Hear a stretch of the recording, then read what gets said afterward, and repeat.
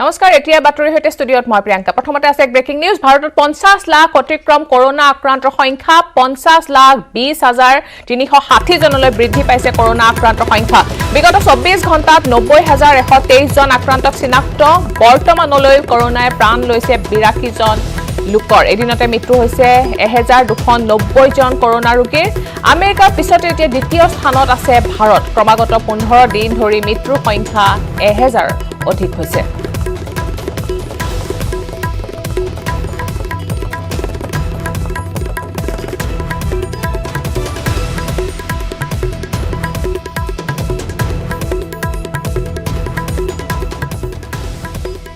আনেক breaking news লাডাখৰ পিছত এবাৰ অৰুণাচল সীমান্তত হিনৰ হেনচকু অৰুণাচল সীমান্তৰ গভীৰলৈ চীনা সৈন্যৰ বিচৰণ লাডাখৰ মুখ ঠেকেচা খোৱাৰ পিছত অৰুণাচলত সৈন্যৰ বিচৰণে এতিয়া ভাৰতক অস্থিৰ কৰাৰ চেষ্টা চীনৰ অৰুণাচলৰ সীমান্তত শক্তিশালী অৱস্থান ভাৰতীয় সেনাৰ চীনক পুনৰ সকীয়াই দিলে প্ৰতিৰক্ষা মন্ত্ৰী ৰাজনাথ সিঙে এলএচিৰ 20 কিলোমিটাৰ ভিতৰলৈ দেখা গৈছে চীনা সৈন্যৰ বিচৰণ বিগত কেইদিনমানত দুবাৰ গুলীচালনা হৈছে ভাৰত আৰু চীনৰ সেনাৰ মাজত অৰুণাচল প্ৰদেশ সীমান্তত চীনে বৃদ্ধি কৰিছে সৈন্যৰ সঞ্চালন অৰুণাচলৰ আছাফিলা অঞ্চলত দেখা গৈছে চীনা সৈন্যৰ বিচৰণ অৰুণাচলৰ ফিছ টেইলটো এলেকাটো চীনা সৈন্যৰ বিচৰণ দেখিবলৈ পোৱা গৈছে লাডাখৰ ফিংগাৰ 3 আৰু 4 এলেকাটো চীনা সৈন্যৰ আগ্ৰাসন দেখিবলৈ পাইছে আৰু লাডাখৰ ফিংগাৰ 3 আৰু 4ত ভাৰতে বৃদ্ধি কৰিছে সেনাৰ সঞ্চালন লাডাখৰ পৰা অৰুণাচললৈ সীমান্তত সেনাৰ শক্তি বৃদ্ধি কৰিছে ভাৰতে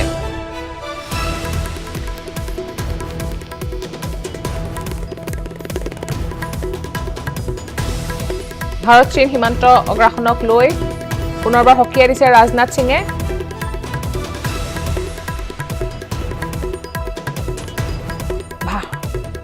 ভাৰত চীন সীমান্তৰ চীনা সৈন্যৰ আগ্ৰাসনক লৈ পুনৰবাৰ চীনক সকীয়াই দিছে প্ৰতিৰক্ষা মন্ত্ৰী ৰাজনাথ সিঙে সাৰ্বভৌমত্ব ৰক্ষাৰ বাবে ভাৰতে যিকোনো পৰিস্থিতিৰ মুখামুখি হ'বলৈ সাজু বুলি ঘোষণা কৰি সীমান্তত অব্যাহত ৰখা আগ্ৰাসী কাম কাজৰ পৰা আঁতৰি থাকিবলৈ চীনা সৈন্যক সকীয়াই দিলে ৰাজনাথ সিঙে ভাৰত চীন সীমান্তক লৈ মঙলবাৰে সংসদত বিবৃতি দি চীনক সকীয়াই দিলে প্ৰতিৰক্ষা মন্ত্ৰীগৰাকীয়ে সীমান্তত শান্তি ৰক্ষাৰ বাবে একমত হোৱা সকলো নীতি চীনে উলংঘা কৰাৰ অভিযোগ কৰি ভাৰতৰ 1 ইঞ্চি মাটিটো চীনক খোজ দিবলৈ দিয়া নহব বুলি দৃঢ়তাৰে ঘোষণা কৰে ৰাজনাথ সিঙে कई जगहों पर चाइना तथा भारत के बीच एलएसी परसेप्शंस में ओवरलैप है इन क्षेत्रों में तथा बॉर्डर के कुछ अन्य इलाकों में दूसरे समझौतों के आधार पर दोनों की सेनाएं फेस ऑफ आज की स्थिति का समाधान निकालती हैं जिससे कि शांति कायम हो हमने चाइना को डिप्लोमेटिक तथा मिलिट्री चैनल्स के माध्यम से यह अवगत करा दिया कि इस प्रकार की गतिविधियां स्टेटस को यूनिलेटरली बदलने का प्रयास है और यह भी साफ कर दिया गया कि ये प्रयास हमें किसी भी सूरत में मंजूर नहीं है इस वर्ष हाल की घटनाओं में चाइनीज फोर्सेस का वायलेंट कंडक्ट सभी म्यूचुअली एग्रीड नॉर्म्स का पूरी तरह से उल्लंघन है अभी की स्थिति के अनुसार चाइनीज साइड ने एलएसी और अंदरूनी क्षेत्रों में बड़ी संख्या में सैनिक टुकड़ियां और गोला बारूद मोबिलाइज किया हुआ है मैं अपने चाइनीज काउंटर पार्ट से 4 सितंबर को मॉस्को में मिला और उनसे हमारी इन डेप्थ डिस्कशन भी हुई मैंने स्पष्ट तरीके से हमारी चिंताओं को चीनी पक्ष के सामने रखा जो उनकी बड़ी संख्या में ट्रूप्स की तैनाती और उनका एग्रेसिव बिहेवियर और यूनिलेटरी स्टेटस को बदलने की कोशिश से रिलेटेड था मैंने यह भी स्पष्ट किया कि हम इस मुद्दे को शांतिपूर्ण ढंग से हल करना चाहते हैं और हम चाहते हैं कि चीनी पक्ष हमारे साथ मिलकर काम करे वहीं हमने अध्यक्ष महोदय यह भी स्पष्ट कर दिया कि हम भारत की सॉवरेंटी और टेरिटोरियल इंटीग्रिटी की रक्षा के लिए पूरी तरह से डिटरमिन्ड हैं बीते समय में भी चीन के साथ हमारे बॉर्डर एरियाज में लंबे स्टैंड ऑफ्स की स्थिति यह कई बार बनी है जिसका शांतिपूर्ण तरीके से समाधान भी किया गया था हालांकि इस वर्ष की स्थिति चाहे वो ट्रूप्स की स्केल ऑफ इन्वॉल्वमेंट हो या फ्रिक्शन पॉइंट्स की संख्या हो वह पहले से बहुत अलग है फिर भी हम मौजूदा स्थिति के शांतिपूर्ण समाधान के लिए पूरी तरह से कमिटेड हैं। इसके साथ साथ मैं सदन को आश्वस्त करना चाहता हूं कि हम सभी परिस्थितियों से निपटने के लिए भी এক ব্ৰেকিং নিউজ অসমত দৈনিক সংখ্যাৰী ৰূপ লৈছে কৰোনা ভাইৰাছে কৰোনা মহামাৰীত মৃত্যুৰ সংখ্যা 5% দিশে গৈছে অসম বৰ্তমানলৈকে কৰোনাত আক্ৰান্ত হৈ মৃত্যু হৈছে 492 জন লোকৰ 1,44,575 জনলৈ বৃদ্ধি পাইছে কৰোনা আক্ৰান্ত সংখ্যা বিগত 24 ঘণ্টাত 2,409 জন কৰোনা আক্ৰান্ত চিনাক্ত কৰা হৈছে ইয়াৰে ভিতৰত গুৱাহাটীত 633 ডিব্ৰুগড়ত 201 যোৰহাটত 172 লখিমপুৰত 120 জন চিনাক্ত কৰা হৈছে কৰোনাত আক্ৰান্তৰ শতকৰা হাৰ 7.35% বৃদ্ধি বৰ্তমানলৈ আৰোগ্য হৈছে 1,16,900 জন চিকিৎসাধীন হৈ আছে এতিয়াও 29,180 জন ৰোগী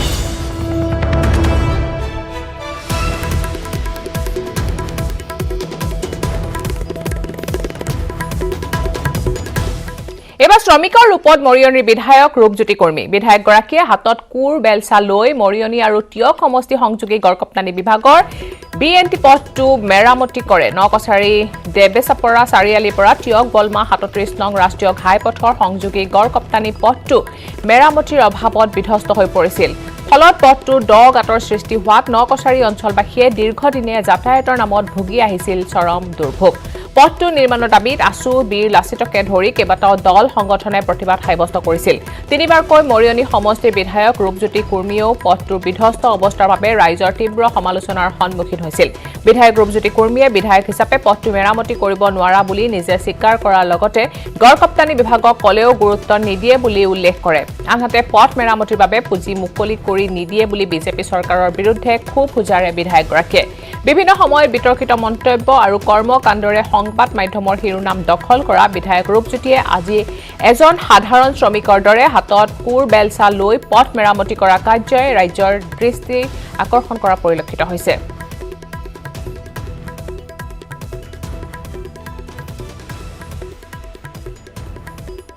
বহুত ব্যস্তপূৰ্ণ এই পথটো খুব গুৰুত্বপূৰ্ণ আৰু সময়ে সময়ে মই আমাৰ চৰকাৰৰ সময়ত মেৰামতি কৰি আহিছিলোঁ কিন্তু দুৰ্ভাগ্যক্ৰমে বৰ্তমান এই চৰকাৰ সময়ত মেৰামতিৰ নামত আগৰ যেনেকৈ চৰকাৰৰ সময়ত টকা পাইছিলোঁ এই চৰকাৰৰ সময়ত টকা নোপোৱাৰ বাবে আজি এই টকা এজন বিধায়ক হিচাপে মই আজি ইয়াত হাতে কামে লাগিব লগা হৈছে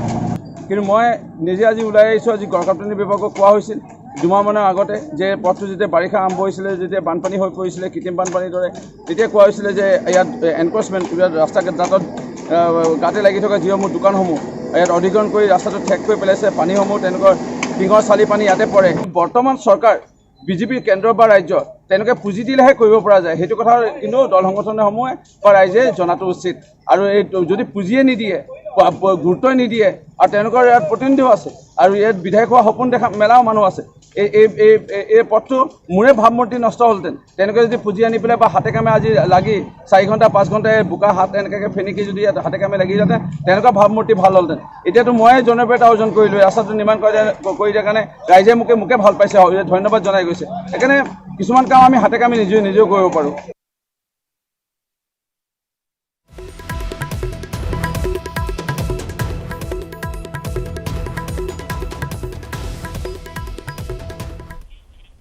কৰোনাত আক্ৰান্ত হৈছে অৰুণাচলৰ মুখ্যমন্ত্ৰী পেমা খাণ্ডু বৰ্তমান দিল্লীত হোম আইচোলেশ্যনত আছে মুখ্যমন্ত্ৰীগৰাকীয়ে টুইটাৰ যোগে নিজে প্ৰকাশ কৰিলে কোভিড পজিটিভৰ কথা সোমবাৰে নতুন দিল্লীত সাক্ষাৎ কৰিছিল প্ৰতিৰক্ষা মন্ত্ৰী ৰাজনাথ সিঙক শৰীৰত কোনো উপসৰ্গই দেখা দিয়া নাই আৰু সম্পূৰ্ণ সুস্থ অনুভৱ কৰিছে বুলি জনালে টুইট যোগে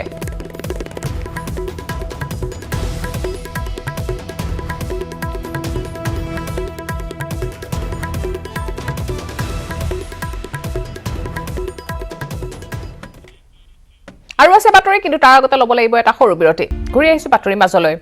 প্ৰাক্তন মুখ্যমন্ত্ৰী তৰুণ গগৈ কোভিড নিগেটিভ কিন্তু অতি শীঘ্ৰে হস্পিটেলৰ পৰা মুক্তি দিয়া নহয় তৰুণ গগৈক অতিৰিক্তভাৱে এসপ্তাহ জিএমচিতে থাকিব লাগিব তৰুণ গগৈ প্ৰাক্তন মুখ্যমন্ত্ৰী তৰুণ গগৈ কোভিড নিগেটিভ হৈছে ভাল খবৰ কিন্তু অতি শীঘ্ৰে হস্পিটেলৰ পৰা মুক্তি দিয়া নহ'ব তেওঁ অতিৰিক্তভাৱে এসপ্তাহ জিএমচিতে থাকিব লাগিব আৰু অধিক সুস্থতাৰ বাবে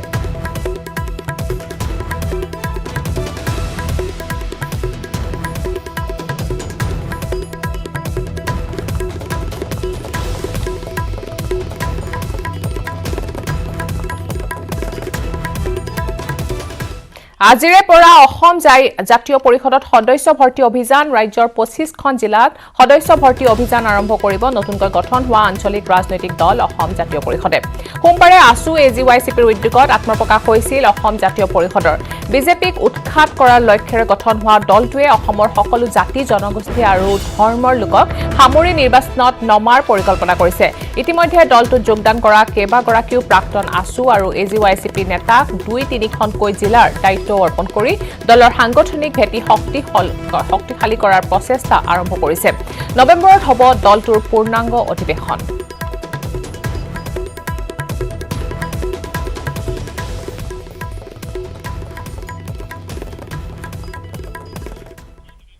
নতুন ৰাজনৈতিক দল সম্পৰ্কত প্ৰতিক্ৰিয়া অভিনেত্ৰী বৰষাৰাণী বিষয়াৰ নিজে প্ৰত্যক্ষভাৱে ৰাজনীতিত জড়িত নাথাকে যদিও নৱগঠিত ৰাজনৈতিক দলটোক লৈ আশাবাদী অভিনেত্ৰীগৰাকী আজি জাতি সংকটত গতিকে 2021ৰ নিৰ্বাচনে হ'ব জাতিৰ অগ্নি পৰীক্ষা জাতিৰ অস্তিত্ব নিৰ্ভৰ কৰিব খিলঞ্জীয়া অসমীয়াৰ ওপৰত জাতি ৰক্ষাৰ লক্ষ্যৰে গঠন হৈছে নতুন দলটো এনেদৰে সাংবাদিকৰ আগত মন্তব্য কৰিলে কা আন্দোলনত অগ্ৰণী ভূমিকা লোৱা অভিনেত্ৰী বৰষাৰাণী বিষয়াই উল্লেখ্য যে মঙলবাৰে গুৱাহাটী প্ৰেছ ক্লাবত জি গেম প্ৰডাকশ্যনৰ নিবেদিত অসমীয়া ৰোমেণ্টিক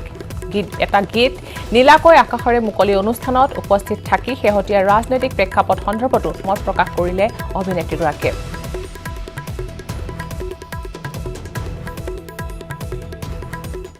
লগত জড়িত নেথাকিম বুলি মই আজি কেইদিনমান আগতে জনাইছিলোঁ কাৰণ মই আচলতে সংস্কৃতিৰ সাধক মই সংস্কৃতিৰ লগতে জীৱনটো কটাম বুলি ভাবিছোঁ এতিয়ালৈকে গতিকে সেই সাধনাতে মই থাকিম কিন্তু মই লগতে এইটো কথাও কৈছিলোঁ যে যিয়ে ভোট দিয়ে প্ৰতিজন ভোটাৰৰ ৰাজনৈতিক সজাগতা থকাটো খুব প্ৰয়োজন আজি জাতি সংকটত গতিকে 2021 চনত জাতিৰ পৰীক্ষা জাতি জিকিবনে হাৰিব সেয়া কিন্তু নিৰ্ভৰ কৰিব খিলঞ্জীয়া অসমীয়াৰ ওপৰত নতুন দলটো গঠন হৈছে সকলো জাতিৰ হকে কাম কৰি যাম বুলি ওলাই আহিছে গতিকে এইটো এটা খুব ভাল খবৰ দেখা যাওক ভৱিষ্যতে কি হয় আন্দোলন এটা বেলেগ বস্তু আৰু ইলেকশ্যনৰ কেম্পেইনিং এটা বেলেগ বস্তু সেইটো ৰাজনীতি হৈ গ'ল প্ৰত্যক্ষ ৰাজনীতি হৈ গ'ল মই যেহেতু কৈছোঁ প্ৰত্যক্ষ ৰাজনীতিৰ লগত মই জড়িত নাথাকোঁ গতিকে প্ৰত্যক্ষ ৰাজনীতিৰ লগত মই মানসিকভাৱে প্ৰস্তুত নহয় জড়িত থকা 20 ছেপ্টেম্বৰলৈ অপেক্ষা কৰিব কৃষক মুক্তি সংগ্ৰাম সমিতিয়ে সকলো আঞ্চলিক ৰাজনৈতিক দলক একগোট হ'বলৈ 20 ছেপ্টেম্বৰলৈ বাদ দিব কৃষক মুক্তিয়ে 20 ছেপ্টেম্বৰলৈ কাৰো সঁহাৰি নাপালে নিজৰ ৰাজনৈতিক দল গঠনৰ প্ৰতিক্ৰিয়া আৰম্ভ কৰিব কৃষক মুক্তি সংগ্ৰাম সমিতিয়ে মঙলবাৰে অনুষ্ঠিত এখন সংবাদমেলত পুনৰ আসু আৰু এজিৱাইচিপিক একগোট হ'বলৈ আহ্বান জনায় কৃষক মুক্তিয়ে জাতীয়তাবাদী শিবিৰে ঐক্যবদ্ধ হোৱাৰ ঐতিহাসিক সুযোগ হেৰুওৱা বুলি মন্তব্য কৰে কৃষক নেতা ভাস্কতি শইকীয়াই ভাগ হৈ নতুন দলে আত্মপ্ৰকাশ কৰাৰ পাছতে বিজেপি আৰু আৰএছএছৰ এতিয়া অত্যন্ত সুখী হোৱা বুলিও কটাক্ষ কৰে ভাস্কতি শইকীয়াই সকলো জাতীয়তাবাদী শক্তি একলগ হ'লে সহজে বিজেপিক উৎখাত হ'লহেঁতেন বুলিও মন্তব্য কৰে কৃষক নেতাগৰাকীয়ে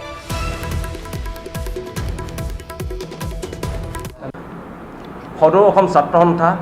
আৰু অসম জাতীয়তাবাদী যুৱ ছাত্ৰ পৰিষদৰ উদ্যোগত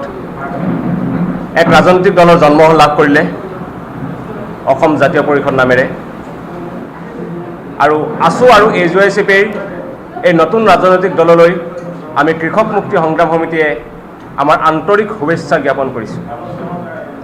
কিন্তু এই মুহূৰ্তত সমগ্ৰ অসমবাসীয়ে বিচাৰিছিল সকলোকে সাঙুৰি লোৱা এক ঐক্যবদ্ধ আপোচবিহীন আঞ্চলিক দল এয়া আছিল আজিৰ তাৰিখৰ আজিৰ সময়ৰ অসমৰ দেৱাল লিখন কিন্তু দুৰ্ভাগ্যজনকভাৱে কালি আসু আৰু অসম জাতীয়তাবাদী যুৱ ছাত্ৰ পৰিষদে পৃথককৈ এটা আঞ্চলিক দলৰ নাম ঘোষণা কৰি তাৰ পূৰ্ণাংগ আহ্বায়ক সমিতি গঠন কৰি সকলোকে সাঙুৰি এটা ঐক্যবদ্ধ আপোচবিহীন আঞ্চলিক দলৰ সম্ভাৱনাক প্ৰায় নোহোৱা কৰি পেলালে সেইকাৰণে আমি কৃষক মুক্তি সংগ্ৰাম সমিতিয়ে আসু আৰু এজিৱাইচিপিৰ এই নতুন আঞ্চলিক দললৈ আমাৰ শুভেচ্ছা জ্ঞাপন কৰিও এই মুহূৰ্তত আমি আমাৰ আনন্দ প্ৰকাশ কৰিব পৰা নাই আমি সুখী হ'ব পৰা নাই কাৰণ আমি আন্তৰিকতাৰে বিচাৰিছিলোঁ যে আমি সকলো লগ হৈ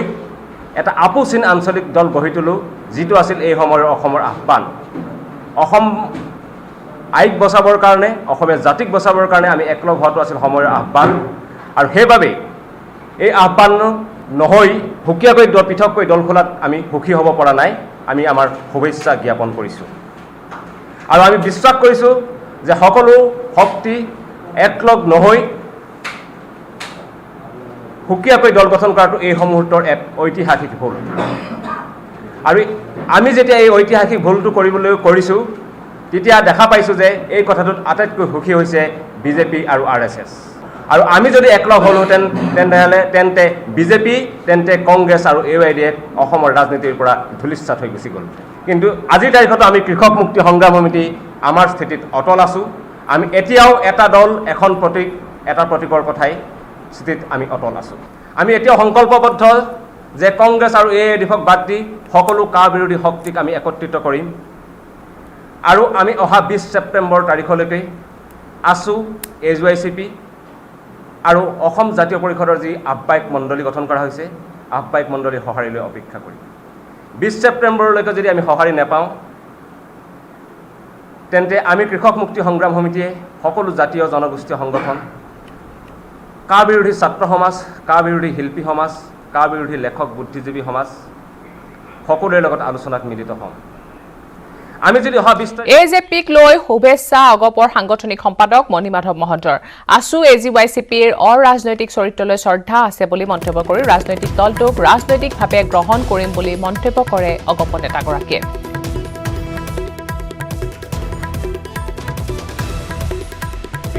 যোৱাকালি গঠন হোৱা অসম জাতীয় পৰিষদলৈ ৰাজনৈতিকভাৱে আমি শুভেচ্ছা জ্ঞাপন কৰিছোঁ সদৌ অসম ছাত্ৰ সন্থা আৰু অসম জাতীয়তাবাদী যুৱ ছাত্ৰ পৰিষদে অৰাজনৈতিকভাৱে সামাজিকভাৱে যিমানখিনি কাম কৰি আছে সেইখিনিক আমি অসম গণ পৰিষদে শ্ৰদ্ধা কৰোঁ ৰাজনৈতিক ক্ষেত্ৰৰ যিখিনি কাম কাজ হ'ব সেই ৰাজনৈতিকভাৱে আমি তাক গ্ৰহণ কৰিম কিন্তু আমি বিচাৰোঁ যে অসমৰ স্বাৰ্থৰ কাৰণে সুৰক্ষিত খিলঞ্জীয়া মানুহৰ কাৰণে সুৰক্ষিত ৰাজনীতি কৰিবলৈ সকলো আগবাঢ়ি আহক আমি আশা কৰিম 10 বছৰৰ পিছত যাতে নতুন প্ৰজন্মৰ আছুৱে আকৌ নকওক যে আৰু এটা ৰাজনৈতিক দল লাগে সেইটো আমি আশা কৰিম যেহেতু এই দলটো কাৰ বিৰুদ্ধাচৰণ কৰি গঠন কৰা হৈছে এটা ৰাজনৈতিক দল হৈছে এই দলটোৱে আবিলি এজন নেতাই ক'লে যে আঞ্চলিক দল এটাৰ বাবে কাৰ বাতিল কৰাটো সম্ভৱ নহয় তে সংগ্ৰামী ৰাইজৰ কাৰণে প্ৰথমতে এনেকুৱা এটা বাৰ্তা দিয়াটো উচিত নহয় আমি অসমৰ স্বাৰ্থত কাম কৰি আছোঁ আঞ্চলিক ৰাজনৈতিক শক্তিক শক্তিশালীভাৱে আগবঢ়াই লৈ যোৱাৰ স্বাৰ্থত খিলঞ্জীয়া মানুহৰ ভৱিষ্যত সুৰক্ষাৰ স্বাৰ্থত আৰু সেই কাম অসম গণ পৰিষদে অসমত শক্তিশালীভাৱে আগবঢ়াই লৈ যাব আমি অসমত আঞ্চলিক ৰাজনীতিৰ ক্ষেত্ৰত আমি বিগ বাৰ্ডাৰ আৰু এটা কথা আছে আপোনালোকে জানে অল ইজ গ'ল বুলি সেইটো এটা কথা আছে আৰু এতিয়া কোনোবা আহিছে আমি সঁচাকৈ আদৰণি জনাইছোঁ শুভেচ্ছা দিছোঁ অসমৰ ভালৰ কাৰণে কাম কৰক সকলোৱে তাত আমাৰ কাৰো একো ক'বলগীয়া নাই আৰু যদি তেনেকৈ কোনো আগবাঢ়ি আহে আমি সকলোকে ল'ম পৰিৱৰ্তনকামী চৰকাৰৰ উন্নয়নৰ নমুনা দীৰ্ঘদিন ধৰি জলেশ্বৰ সমষ্টিৰ অন্তৰ্গত জিঞ্জিৰামৰ পৰা আয়ৰকাটা সংযোগী পথৰ যি শোচনীয় অৱস্থা সেয়া দেখিলে আপোনাৰ চকু কপালত উঠিব বিগত কেইবাটাও বছৰ ধৰি জলেশ্বৰ সমষ্টিৰ অন্তৰ্গত আয়ৰকাটা অঞ্চলৰ ৰাইজে যাতায়াতৰ ক্ষেত্ৰত চৰম জীয়াতু ভুগিব লগা হৈছে অতি পৰিতাপৰ বিষয় যে আজিলৈকে পথটো নিৰ্মাণৰ ক্ষেত্ৰত কোনো কাৰ্য ব্যৱস্থা গ্ৰহণ কৰা পৰিলক্ষিত হোৱা নাই গড়কাপ্তানি বিভাগৰ লগতে বিধায়ক তথা সাংসদৰ ইফালে পথটো মেৰামতি যোৱা বছৰে লাখ লাখ টকা আবণ্টন পোৱাৰ পিছতো আজিলৈকে পথটো নিৰ্মাণ কাৰ্য সম্পূৰ্ণ কৰিব নোৱাৰিলে যাৰ ফলত এতিয়া চৰম দুৰ্যোগ ভুগিব লগা হৈছে স্থানীয় লোকে লক্ষীপুৰ বা ভৈৰৱঞ্জলৈকে চাক পইচা আহে থুলমূল কিবা কৰে